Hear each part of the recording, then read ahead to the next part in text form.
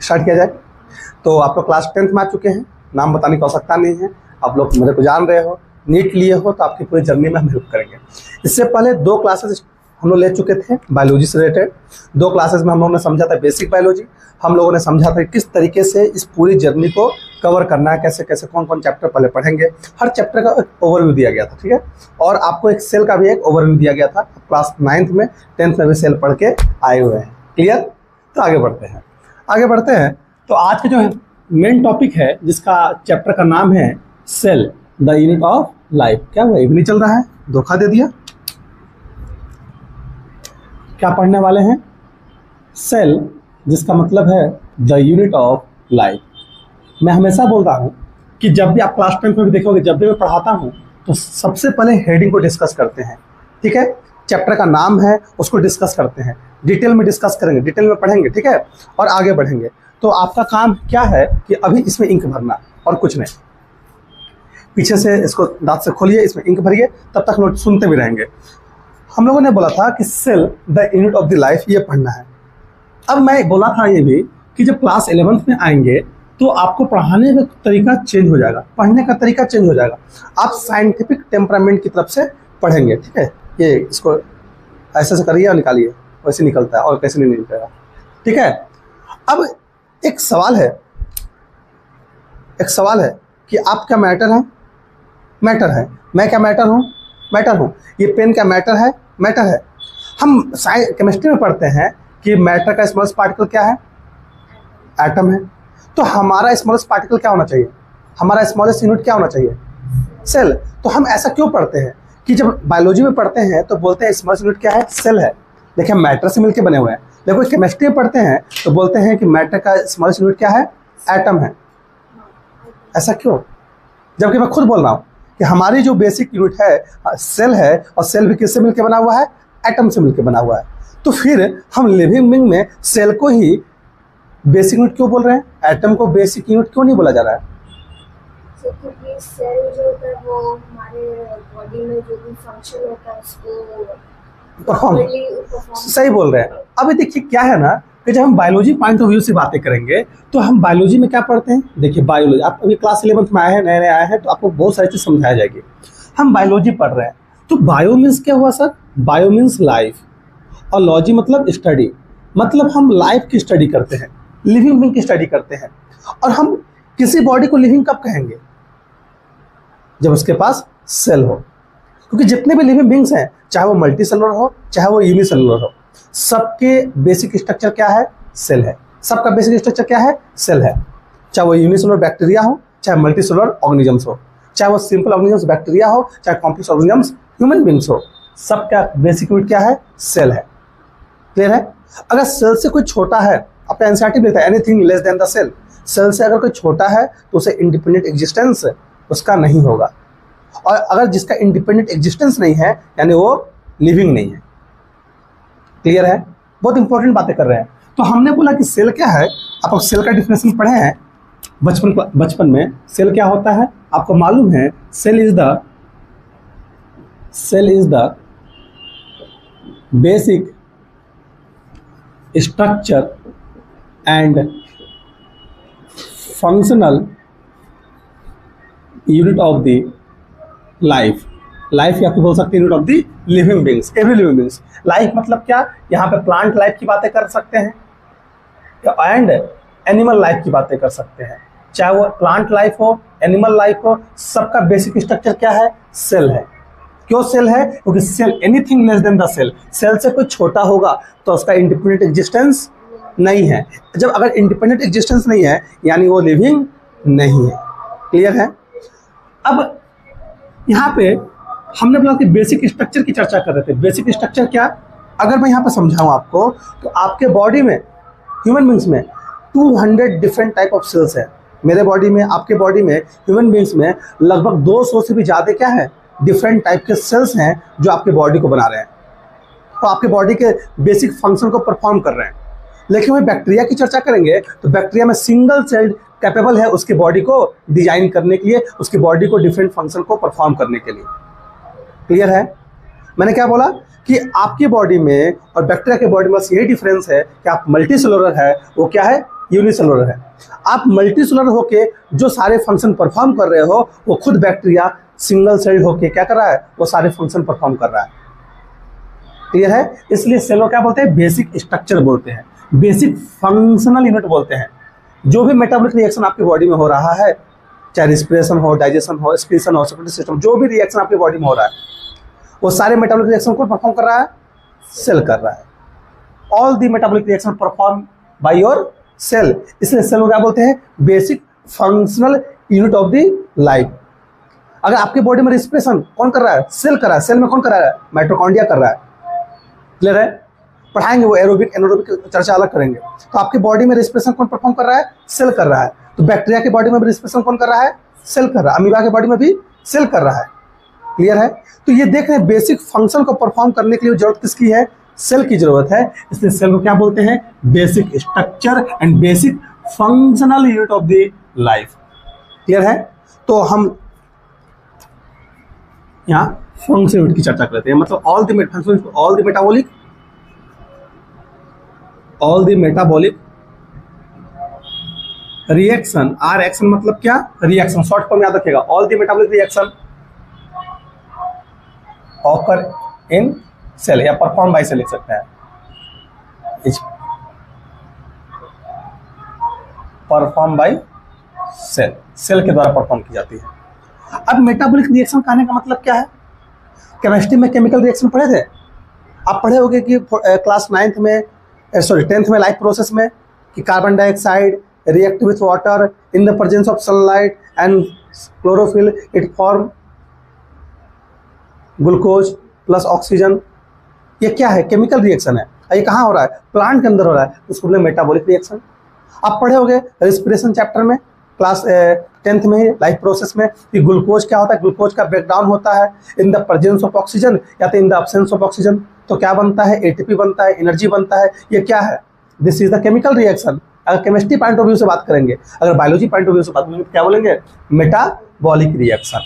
मतलब जो भी केमिकल रिएक्शन आपके बॉडी के अंदर हो रहा है उसे क्या बोलेंगे, मेटाबॉलिक रिएक्शन बोलेंगे। चैप्टर नंबर 1 अभी आपको नहीं पढ़ाया गया, लिविंग वर्ल्ड। जब लिविंग वर्ल्ड पढ़ाएंगे तो हम बोलेंगे all the chemical reaction takes parts in your body called metabolic reaction. Clear है? ये कहानी है। बेसिक स्ट्रक्चर क्यों बोल रहे हैं, एग्जाम्पल लेके चलते हैं। एग्जाम्पल में लिखेंगे, in humans more than 200 types of cell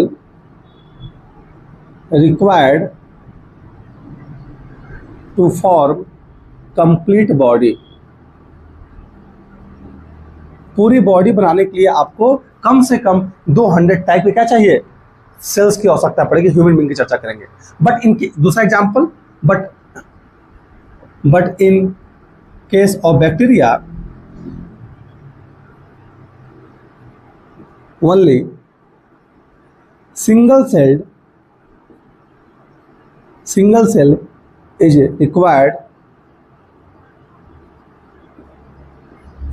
to form bacterial body। Clear है? अब समझ में आ रहा है क्या कहानी बताना चाह रहा था मैं यहाँ पे? क्लियर है? अब आगे बढ़ते हैं। अब सेल की टाइप की बातें करेंगे नंबर के हिसाब से, on the basis of number of cell in any body. किसी बॉडी में एक सेल मिलकर उसकी बॉडी बना सकता है, और किसी बॉडी में डिफरेंट टाइप यानी मल्टी सेल्स मिलकर क्या बना सकते हैं, उसकी बॉडी को बना सकते हैं। तो हम यहाँ पे सेल को क्लासीफाई कर सकते हैं on the basis of number के बेसिस पे हम ऑर्गेनिज्म को क्लासीफाई कर सकते हैं। तो सेल को क्लासीफाई किए हैं किसके बेसिस पे, on the basis of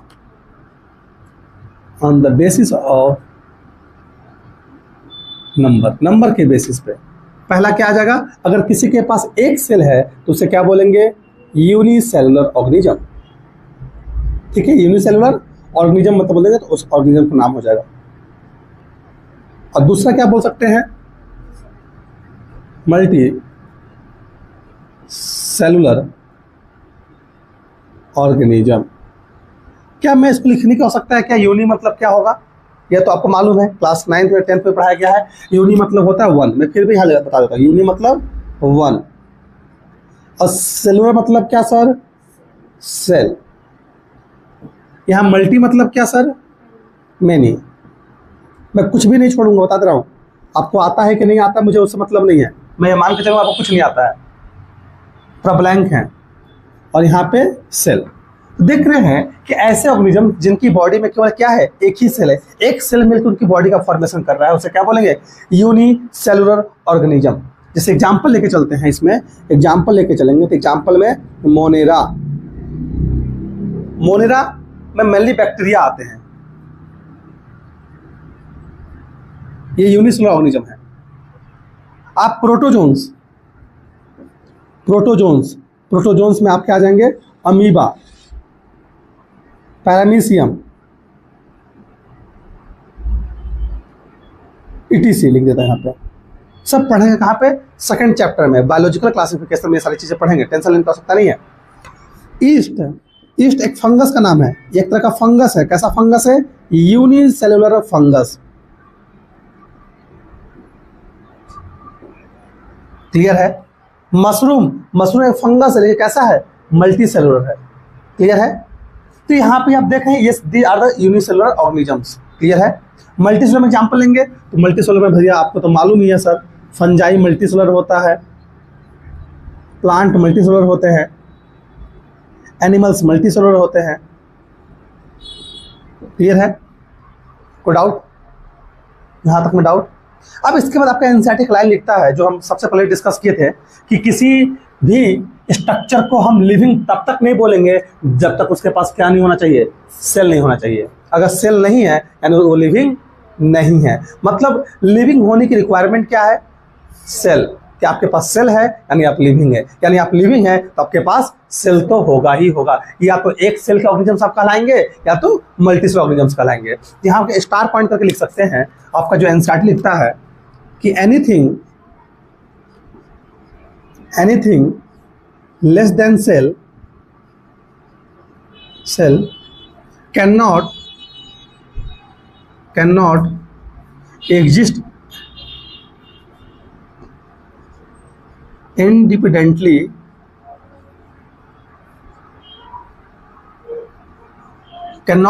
independently मतलब अकेला नहीं रहेगा, and not called as living. देखे ना, अगर सेल से कोई छोटा है तो अकेला एग्जिस्ट नहीं करेगा, इंडिपेंडेंट नहीं रहेगा, और इंडिपेंडेंट नहीं रहेगा तो उसे हम लिविंग नहीं बोलेंगे। क्लियर है? सेल एक लौता एक ऐसा स्ट्रक्चर है, ऐसा एंटिटी है जो अकेला रह सकता है, इंडिपेंडेंट रह सकता है, और उसे हम क्या बोलेंगे? लिविंग बोलेंगे। याद रहेगा? यही आपका पहला टॉपिक का यहाँ पे कहानी बताया गया है जो आपका एनसीईआरटी है। इस एनसीईआरटी में अभी तक यही चर्चा की गई है केवल। ठीक है? कोई डाउट है? अब आपका चैप्टर में इसमें नेक्स्ट टॉपिक 8.1 जिसका नाम है what is cell. What is cell को अभी हम लोग यहाँ पे समझने वाले हैं। इस व्हाट इज सेल में हम पढ़ेंगे ओनली यूनिसेलुलर ऑर्गेनिजम्स के बारे में और कुछ साइंटिस्ट के बारे में। क्लियर है? तो आइए इसका फोटो लीजिए आप। आज मिल गया मोबाइल? रोज नहीं रहेगा क्या?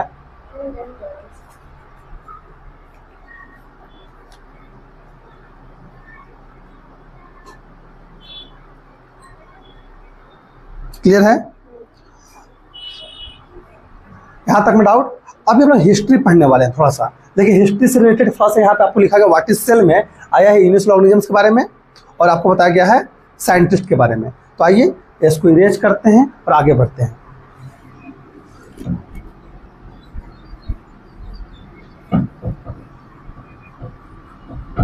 समझ में आ रहा है नोट सब कैसे बनाना है? ये पेज नंबर 1 था, मैं यहाँ लिखा नहीं हूँ क्योंकि आप अपना फोटो मोबाइल से ले लिए तो आपको समझ में आ जाएगा कि पेज नंबर 1 कौन है। जो पहला फोटो होगा पेज नंबर 1 होगा, तो दूसरा फोटो होगा पेज नंबर नहीं। इसका ये अभी अलग से बनाना, ये जो अभी बनाना है ना इसको अलग से, ये नेक्स्ट पेज से स्टार्ट करना। नेक्स्ट पेज मतलब यहाँ से आपका चैप्टर याद हो रहा है। अब आइए टॉपिक, दूसरा टॉपिक क्या पढ़े? दूसरा टॉपिक हम लोग को पढ़ना है what is cell. What is cell में हम क्या पढ़ने वाले हैं? व्हाट इज सेल में पढ़ने वाले हैं हम लोग यूनिसेलुलर ऑर्गेनिजम्स एंड साइंटिस्ट। तो यहाँ पर सेकंड टॉपिक है unicellular organisms and scientist, scientist related to the history of cell. ठीक है, सेल से रिलेटेड जो साइंटिस्ट है उनके बारे में यहाँ पढ़ने वाले हैं। अब आपका बुक 2 वर्ड टॉपिक लिखा हुआ है यूनिसेलुलर ऑर्गेनिज्म्स के बारे में, जो मैंने बताया था अभी। मैंने बताया था कि सेल क्या है, इंडिपेंडेंट एग्जिस्टेंस करता है ना। अगर उसका इंडिपेंडेंट एग्जिस्टेंस होगा तो वो क्या करेगा सर, वो लिविंग कहलाएगा। अगर इंडिपेंडेंट एग्जिस्टेंस है तो वो सारे बेसिक फंक्शन को खुद से खुद क्या कर सकता है, परफॉर्म कर सकता है। मैंने जस्ट अभी कंपेयर भी करवाया था कि आप एक मल्टी सेलुलर ऑर्गेनिजम्स हैं, जो फंक्शन आप कर रहे हो वही सारे फंक्शन वो सिंगल सेल बैक्टीरिया भी कर रहा है। तो क्या हम इस जो अभी बातें किए, इस बातें से एक कंक्लूजन नहीं निकाल सकते हैं क्या? ये निकाल सकते हैं ना कि जितने भी यूनिसेलुलर ऑर्गेनिजम्स हैं they has ability to independent existence. यही ना आपका एनसीईआरटी का पहला लाइन लिखा हुआ है। और दूसरा क्या, दूसरा कि they perform all the basic essential function of life. ये तो है। तो हम लोग यहाँ यूनिसेलुलर ऑर्गेनिजम्स के बारे में बता सकते हैं, ये लिख सकते हैं कि जो यूनिसेलुलर ऑर्गेनिजम्स हैं, यूनिसेलुलर ऑर्गेनिजम्स हैं, दे हैज एबिलिटी टू क्या existence.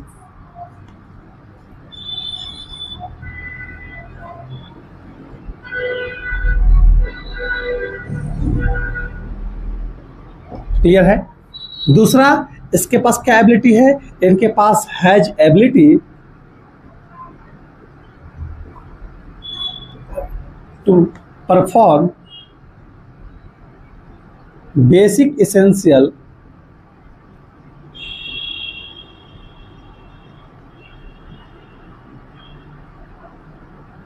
Function of life. Clear है? नेक्स्ट पैराग्राफ में पढ़ने वाले हैं। ये इतनी बातें की गई यूनिसेलुलर ऑर्गेनिजम्स के बारे में। जैसे एग्जांपल ले सकते हैं बैक्टीरिया। बैक्टीरिया अकेले सर्वाइव कर सकता है, इंडिपेंडेंट है, उसे किसी का हो सकता नहीं है। वो सिंगल सेल स्ट्रक्चर है, यूनिसेलुलर स्ट्रक्चर है, लेकिन एक ही सेल काफी है वो सारे बेसिक फंक्शन को परफॉर्म करने के लिए। वो एक ही सेल काफी है अपने आप को इस अर्थ पे सर्वाइव रखने के लिए। क्लियर है? अच्छा, दूसरा आते हैं साइंटिस्ट के बारे में। साइंटिस्ट कौन कौन साइंटिस्ट के बारे में हम लोग पढ़ना है। तो सबसे पहले आपके बुक में बताया नहीं गया रॉबर्ट हुक के बारे में, तो हम चर्चा करेंगे रॉबर्ट हुक। 1665 की बातें हैं। कब की बातें हैं? 1665, 1665 की बातें हैं। 1665 में एक साइंटिस्ट का नाम है जिसका नाम है रॉबर्ट हुक। रॉबर्ट हुक एक साइंटिस्ट थे जिन्होंने सबसे पहले सेल को देखा था। हालांकि उन्होंने सेल को नहीं देखा था, सेल वॉल को देखा था। कैसे सेल को देखा था? डेड सेल को देखा था। कहाँ पर देखा था? ओक ट्री में देखा था, ओक ट्री के कॉर्क को देखा था। तो रॉबर्ट हुक 1665 में ओक प्लांट को स्टडी किए। और ओक प्लांट में किसको स्टडी किए थे?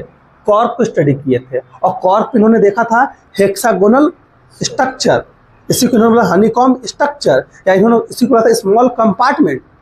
मतलब रॉबर्ट हुक ने ओक प्लांट पे स्टडीड ऑन ओक प्लांट,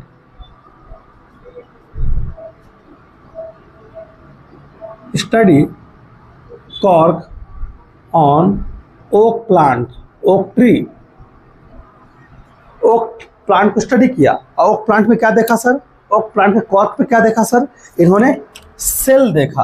कैसा देखा? डेड सेल देखा। कैसा स्ट्रक्चर था? हेक्सागोनल स्ट्रक्चर था।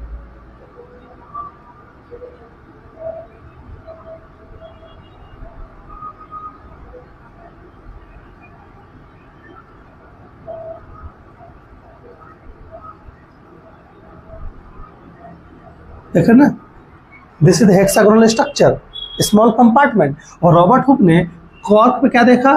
कॉर्क पे देखा ये हेक्सागोनल स्ट्रक्चर, हेक्सागोनल कंपार्टमेंट या स्ट्रक्चर। ऐसे हेक्सागोनल कंपार्टमेंट को हम कैसा रिजेम्बलेंस करता है? हनीकॉम्ब ऐसा, मधुमक्खी के छत्ते ऐसा दिखता है। तो ये कैसा दिख रहा था? हनीकॉम्ब ऐसा दिख रहा था। तो लिख सकते हैं हनीकॉम्ब स्ट्रक्चर। क्लियर है? इसी हनीकॉम्ब स्ट्रक्चर को लैटिन भाषा में, लैटिन वर्ड में, लैटिनाइज्ड वर्ड में क्या बोला जाता है? सेलुला बोला जाता है। और सेलुला का मतलब ही क्या होता है? सेलुला का मतलब होता है कंपार्टमेंट। क्या होता है? कंपार्टमेंट। अब बाद में इसी सेलुला को क्या बोल दिया गया? सेल बोल दिया गया। क्या बोला गया? सेल बोल दिया गया, जिसे हम आज पढ़ रहे हैं। हालांकि जो ये इन्होंने देखा था, ये सेल, ये कैसा सेल था? This is a dead cell, ये डेड सेल है। और he saw the cell wall in this dead cell. जो इनका कंपार्टमेंट दिखा है, बॉर्डर जो दिखा है, बॉर्डर का जो लाइन है वो क्या है? सेल वॉल है, सेल नहीं था। इन्होंने सबसे पहले सेल को देखा था, और सेल में भी किसको देखा था? सेल वॉल को देखा था। तो ही सॉ, लिख सकते हैं यहां पे,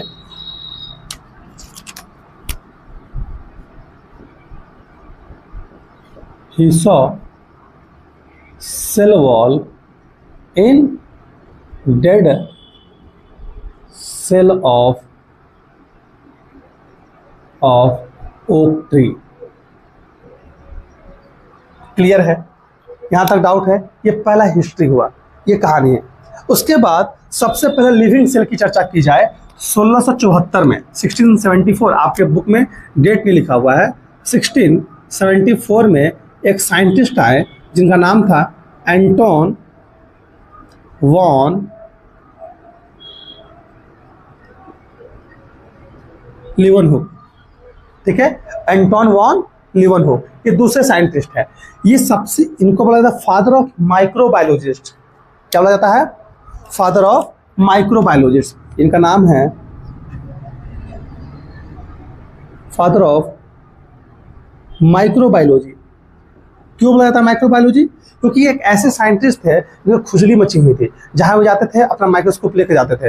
इनको बहुत अच्छा लगता था स्टडी करना, किसको? माइक्रोब्स को, जीव जंतु को देखना। कैसे जीव जंतु को? सूक्ष्म जीव जंतु को। कहीं भी लेके बैठ जाते थे, पानी में, सैंड में, गड्ढा में, लकड़ी पे, हाथ पे, पैर पे, कहीं भी इनको अपने माइक्रोस्कोप से देखने का बहुत शौक था। और माइक्रोस्कोप की मदद से ये डिफरेंट डिफरेंट माइक्रोब्स को देखे थे, माइक्रो ऑर्गेनिजम्स को देखे थे। क्लियर है?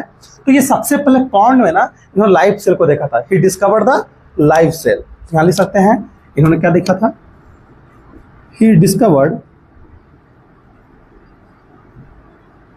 Live cell. लाइव सेल मतलब जिंदा सेल, लिविंग सेल इन्होंने देखा था। कहाँ पे? पॉन्ड में। पॉन्ड में क्या क्या देखा? स्पर्म देखा था, एम्फीबियन का, मछलियों का, मेढक का ओवा देखा था। ठीक है, अमीबा देखा था। डिफरेंट टाइप के क्रिएचर, यूनिसेलुलर ऑर्गेनिजम्स को इन्होंने पॉन्ड में देखा था, लेक में देखा था। ठीक है, इसलिए सबसे पहले डिस्कवर किया 1674 में इन्होंने लाइव सेल। क्लियर है? सबसे पहले इन्होंने देखा था। उसके बाद आपके बुक में बताया गया रॉबर्ट ब्राउन के बारे में कि समय बदला 1831 में।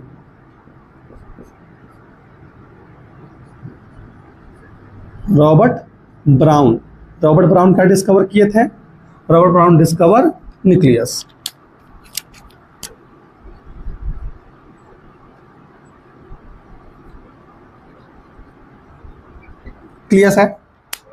क्लियर है? इन्होंने बोला था 1831 में क्या डिस्कवर किया था? न्यूक्लियस का डिस्कवरी किया था। ऐसे अलग अलग समय में अलग अलग साइंटिस्ट क्या किए? अलग अलग चीजों का डिस्कवरी किया। क्लियर है? अभी आप देख रहे हो 1674 और सेल थ्योरी कब दी गई थी? 1838। सोचिए कितना लंबा टाइम लग गया। लगभग मान के सकते हैं 150 से 200 साल के बीच का हो गया टर्म ओवर। तो ये देखें 1674 में लाइव सेल देखा गया था, और 1831 में क्या देखा गया? डिस्कवर किया गया न्यूक्लियस। कितना लंबा समय, लगभग 200 साल मान सकते हैं, लगभग अप्रॉक्स 150 ईयर्स। क्लियर है? कितना लंबा समय लगा। ऐसा क्यों लगा? क्योंकि उस समय प्रिमिटिव टाइम था। प्रिमिटिव टाइम में टेक्नोलॉजी उतना बूस्टअप नहीं था, इतना ज़्यादा टेक्नोलॉजी नहीं था कि आप हर चीज़ को पढ़ सको। समय बदला ड्यूरिंग द, जानते हैं 1850s से इंडस्ट्रियलाइजेशन स्टार्ट हुआ था, और 1920 तक इंडस्ट्रियलाइजेशन अपने क्या थे? पीक पे थे। तो during this time technology boost up हुआ, माइक्रोब्स की जो एडवांसमेंट थी वो डेवलप हुई। इलेक्ट्रॉन माइक्रोस्कोपी में क्या हुआ? बढ़ाव हुआ। इलेक्ट्रॉन माइक्रोस्कोपी डिस्कवर की गई, और further with the help of different type of microscope, electron microscope, हम ultra structure of this cell को क्या पढ़ पाए? जान पाए, पढ़ पाए। इसलिए आपका एनसीईआरटी देखिए यहाँ लिखा हुआ है कि the invention of the microscope and its improvement leading to the electron microscope revealed all the structure detail of cell। Clear है? तो ये कहानी कब की है? शायद 1950s की बातें हैं। तो लिख सकते हैं एट 1950, ठीक है, और लिख सकते हैं 1960, ये कहा 1950s लिखा हुआ है, तो 50s का कहने का मतलब एक ईयर नहीं, 1950s टू 1960s के दौरान की बातें हो रही है। During this time, during this period there is advancement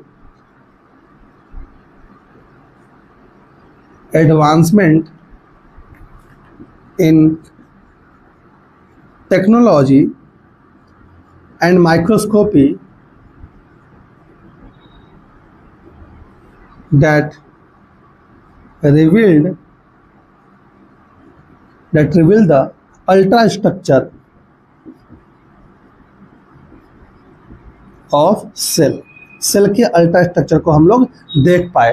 कब? जब टेक्नोलॉजी बूस्टअप हुआ, माइक्रोस्कोपी डेवलप हुए, इलेक्ट्रॉन माइक्रोस्कोप आया, और भी एडवांस माइक्रोस्कोप का डिस्कवरी किया गया। Further with the help of electron microscope and advance microscope we discover the ultra structure of the cell. Clear है? ये कहानी था यहाँ तक का आपका। यहाँ तक समझ में आ रही बातें? अब थर्ड टॉपिक पढ़ने वाले हैं सेल थ्योरी। चलिए इसका फोटो लिखिए।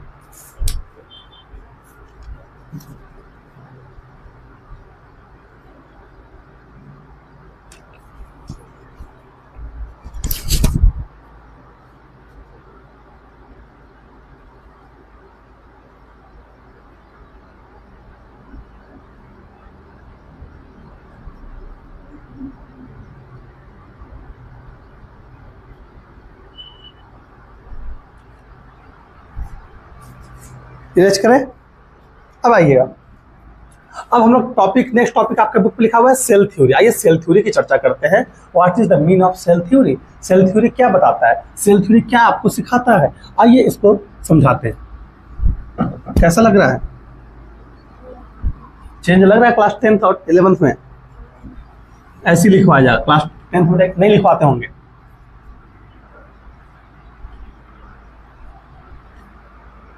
और नोट्स केवल लिखवा के रखने के लिए नहीं बोल रहे हैं, इसको लिखिए, पढ़िए, याद करिए। अभी नए नए हैं तो जोश रहेगा पढ़ने का, और फिर सुस्त हो जाएंगे। तो मैं हमेशा बोलता जोश में नहीं रहना है, होश में रहना है, मोटिवेटेड नहीं रहना है, डेडिकेटेड रहना है। अब एक टर्म आया है सेल थ्योरी। आइए सेल थ्योरी को समझ। सेल थ्योरी क्या है? जब ये सेल थ्योरी की चर्चा करते हैं तो दो साइंटिस्ट का नाम आता है। एक साइंटिस्ट का नाम है सिल्डन, मैथ्यू सिल्डन, टोटल नेम आपको याद होना चाहिए। और एक नाम है थियोडर स्वान। ठीक है, मैथ्यू सिल्डन एंड थियोडर स्वान, ये दो साइंटिस्ट का नाम है। 1838 की बात है। आप देखिए सेल थ्योरी में देखिए दो चीजें आ गए, एक आया 1838, एक आया 1839। हम 1838 की पहली बात करेंगे। ठीक है, हम 1838 की चर्चा कर रहे हैं। 1838 में एक साइंटिस्ट है जिनका नाम था जर्मन बॉटनिस्ट, या क्या है? जर्मन बॉटनिस्ट है। जर्मन बॉटनिस्ट मतलब क्या? कि प्लांट स्टडी करते थे। इनका नाम था, जर्मन बॉटनिस्ट का नाम क्या था? Schleiden, Matthew Schleiden. ये प्लांट में स्टडी किए। He studied on plant.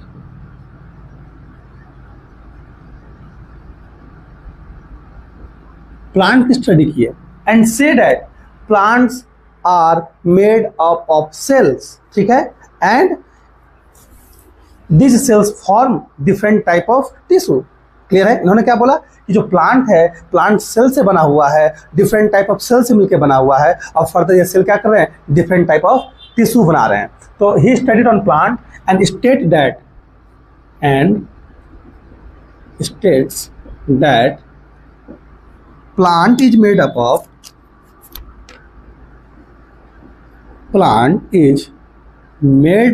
of different types of cell and it form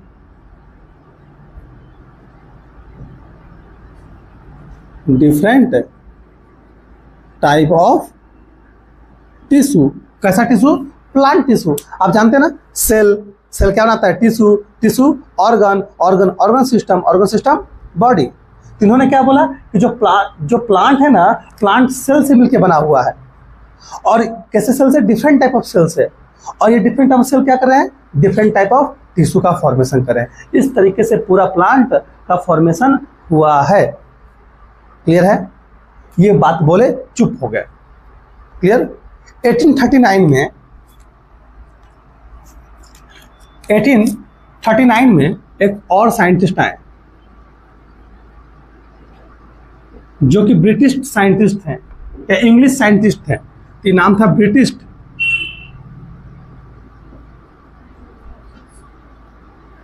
zoologist.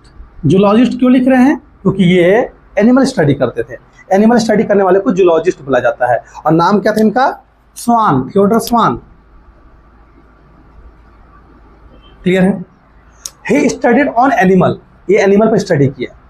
And say that animal body is also made up of cell and has a protective membrane on it. समझ में आई क्या बात बोल रहा हूँ? कि animal भी cell से मिलकर बना हुआ है और एनिमल सेल के पास क्या है? एक लिमिटिंग मेम्ब्रेन है, जिसे आज के डेट में हम क्या बोलते हैं? सेल मेम्ब्रेन बोलते हैं। देखिए आपके बुक में भी एक वर्ड लिखा गया है कि zoologist he studied different type of animal cell and reported that cell had a thin outer layer which is today known as cell membrane। Clear है? तो लिख सकते हैं he studied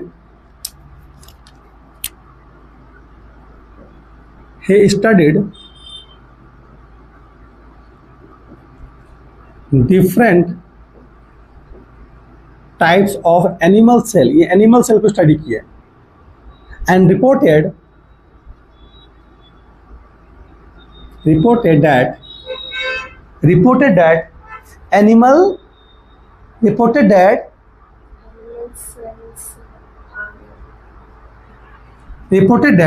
cell has limiting membrane या इसी को thin outer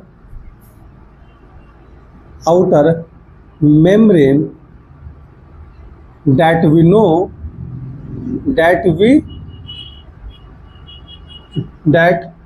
today we called as cell membrane। मैंने क्या बोला? मैंने ये बोला, मैंने मतलब कि स्वान साहब ने ऐसा बोल रहा है, मैं नहीं बोल रहा हूँ, स्वान साहब बोल रहे हैं कि ये अलग अलग एनिमल सेल को स्टडी किए। He studied a different type of animal cell, ये एनिमल सेल को स्टडी किए थे, animal cell, and reported that cell has limiting membrane, cell के पास एक लिमिटिंग बाउंड्री होती है, लिमिटिंग मेम्ब्रेन होती है या आउटर मेम्ब्रेन होता है, जिसे हम आज के डेट में क्या बोलते हैं? सेल मेम्ब्रेन बोलते हैं। क्लियर है? कोई डाउट है?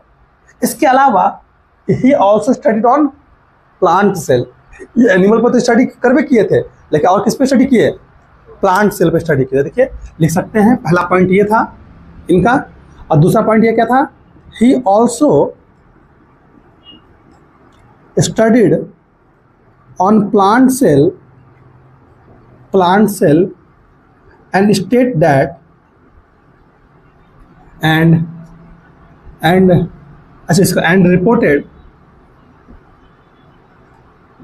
reported that plant cell has extra protective layer called cell wall। याद रहेगा? इन्होंने क्या बोला? इन्होंने बोला था कि एनिमल सेल पे स्टडी किया और बोला कि एनिमल सेल के पास एक आउटर प्रोटेक्टिव मेम्ब्रेन है, जिसे क्या बोला जाता है? सेल मेम्ब्रेन बोला जाता है। ये पतली सी होती है, थिन होती है। और इन्होंने एनिमल प्लांट सेल पे भी स्टडी किया और बोला कि प्लांट सेल के पास एक्स्ट्रा प्रोटेक्टिव लेयर है, एक्स्ट्रा प्रोटेक्टिव लेयर है। एक तो ये है मेम्ब्रेन, देखो उसके अलावा भी एक्स्ट्रा प्रोटेक्टिव लेयर है, जिसका नाम क्या है? Cell wall. आइए पिक्चर समझते हैं। देखिएगा ये एनिमल सेल है, मैं यहाँ पे स्ट्रक्चर क्या बना रहा हूँ? This is the animal cell, देखना ध्यान से, इंपॉर्टेंट है, एक ग्रीन कलर से बना रहा हूँ। ये स्ट्रक्चर है, देखिए this is the animal cell, मैं यहाँ लिख दूंगा बीच में एनिमल सेल। जो लिखवा रहा हूँ उसको पिक्चराइज भी करें। This is the animal cell, और एनिमल सेल में ये क्या है sir? This is the cell membrane. Clear है? इन्होंने बोला कि नहीं, प्लांट पे स्टडी किया, और देखिए प्लांट पे स्टडी किया और प्लांट पे स्टडी करके ऐसा इनको स्ट्रक्चर दिखाई दिया। ये प्लांट सेल है, this is the plant cell. और बोला कि प्लांट सेल के पास एक एक्स्ट्रा प्रोटेक्टिव मेम्ब्रेन है, जिसे क्या बोल रहे हैं? Cell wall. सेल मेम्ब्रेन तो ये है, लेकिन और भी एक और मेम्ब्रेन जिसे क्या बोला जा रहा है? सेल वॉल बोला जा रहा है। देखिए, है ना? तो यहाँ पे ये आपका क्या है? ऊपर वाला है सेल वॉल और नीचे वाला क्या है? Cell membrane. याद रहेगा क्या? ठीक है। अब जब ये दो बातें बोले, दो बातें बोलने पर इन्होंने एक हाइपोथेसिस दिया। हाइपोथेसिस मतलब क्या? जैसे कि मैं इस पेन से लिख रहा हूँ, अब बोला कि पेन जो लिख रहे हैं ना, नया पेन से जब भी लिखते हैं तो नया पेन स्मूथ चलता है और बहुत फिसलता है। मैं ये बोला, ये मेरे लिए है ना, मैंने देखा, मैं एक्सपीरियंस किया, मैंने बोला, तो ये क्या हुआ? एक हाइपोथेसिस हो गया। लेकिन अगर मैं इसको पारित कर दूं, सब कोई लोग बोले हाँ हाँ हाँ हाँ ऐसा होता है, सही बात है, और हम उसको बना दिए रूल्स, तो अब क्या कहलाएगा? थ्योरी कहलाएगा। क्लियर है? इन्होंने ये दो चीजें देखा और इन्होंने अपना हाइपोथेसिस दिया। Hypothesis, he gave the hypothesis. क्या हाइपोथेसिस दिया? कि all the organisms is made up of cell and its product. देखिए इन्हें लिखा हुआ है कि स्वान साहब ने स्टडी किया और Schwann propose the hypothesis that the bodies of animal and plant are composed of cell and product of the cell. मैंने बोला था। तो इन्होंने हाइपोथेसिस किया कि all the living beings, all the living being, whether they are animal cell, animal or plant, are made up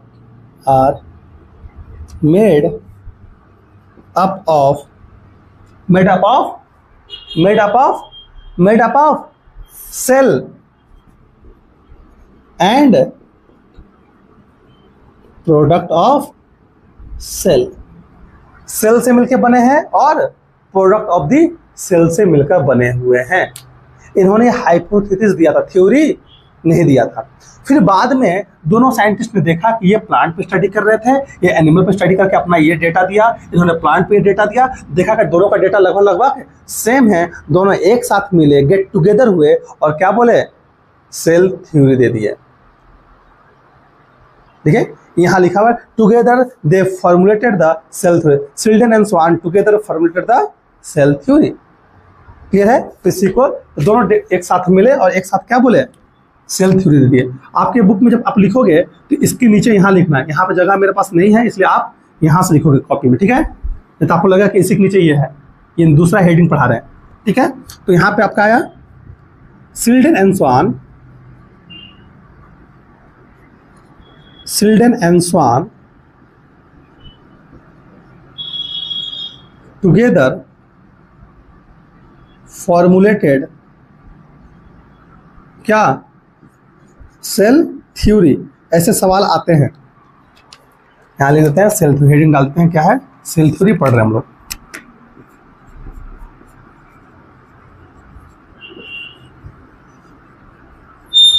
जगह नहीं इसलिए हम ऐसा लिखे हैं, आपके पास जगह होगा कॉपी में। तो Schleiden and Schwann together formatted the cell theory. Cell theory का पहला पॉइंट क्या था? कि all the living beings is made up of cell and product of the cell. यही क्या हो गया? पहला पॉइंट हो गया। आप लोग बचपन में क्या पढ़े थे? Cell is the basic functional structure of the life, फिर all the living beings is made up of the cell, फिर उसके बाद लिखते थे ये। देखे अंतर आ गया? तो यहाँ पे क्या पढ़ रहे हैं? पहला पॉइंट क्या पढ़े सेल थ्योरी का? पहला पॉइंट है आपका कि all the living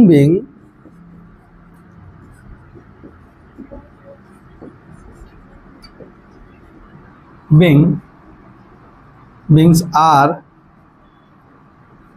made up of cell and its product। पहला काम ना, और अब सुनिएगा, ये सब सेल थ्योरी देके काम खत्म हो गया। फिर 1855 में एक साइंटिस्ट है जिनका नाम था रुडोल्फ वर्चाव। 1855 की बातें हैं। Rudolf Virchow gave the final shape of cell theory. अभी सेल थ्योरी पूरी तैयार नहीं है, इन लोगों बोल के चुपचाप हो गए। लेकिन 1855 में एक साइंटिस्ट आए, उन्होंने इनसे पूछा, अच्छा ये बताओ सेल कहाँ से आया।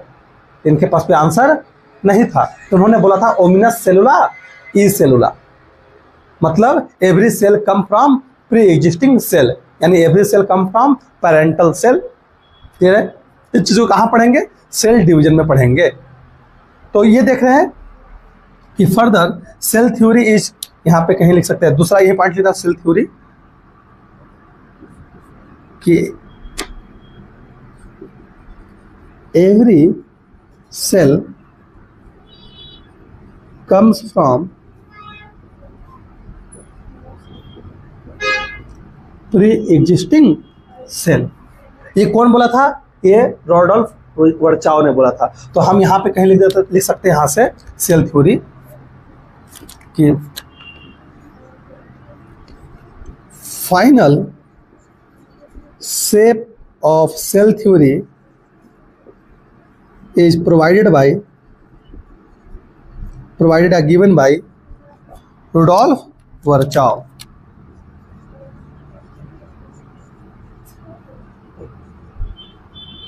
in 1955। क्लियर है? कोई डाउट है? कैसे दिया था भाई? he stated that ominous cellula is cellula। he stated that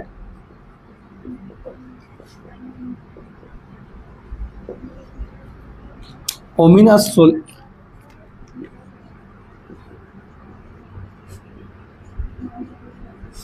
सेलुला ई सेलुला।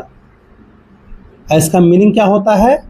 इसका मीनिंग होता है every cell come from pre existing cell. इसका मीनिंग आपको लिखा देते हैं, लिखा हुआ है एवरी सेल कम्स फ्रॉम